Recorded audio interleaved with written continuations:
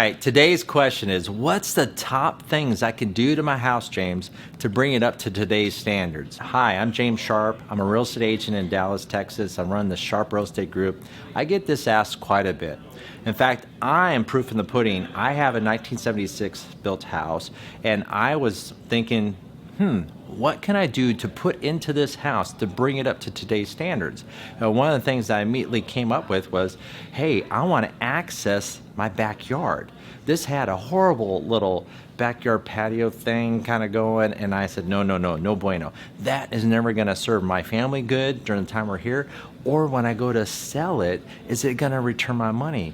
And I said, if I can convert this into living space, outdoor living is a huge thing that you can do to add to an older home, maybe something that you think, maybe over time I can work in some different things there. These are elements that will really help you when you go to sell, but also help you enjoy it while you're there. So let me just use the example of my house. So I went in there and added this big set of French doors. I took out this little patio door. It was barely you could fit through it, and I opened up with a panel of wall of glass that looked out to the backyard pool, glass that opened up an inviting invitation to go out there and explore the outdoor living.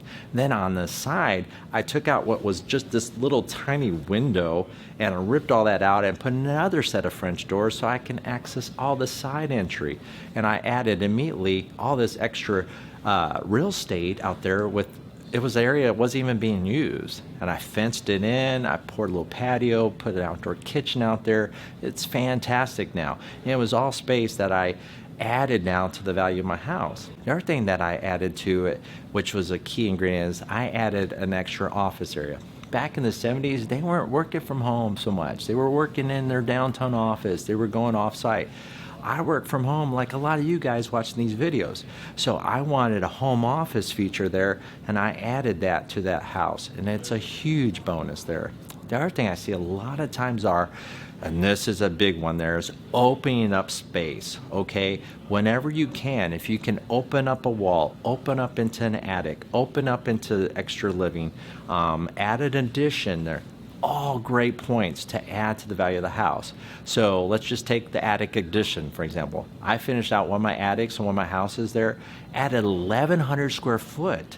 It was a fantastic addition, and it didn't cost me a whole bunch of money because the walls were already there. The framework was always there. I just go in there, finish it out, and immediately, if this makes sense to your situation, it adds a tremendous resale value. It's a huge deal.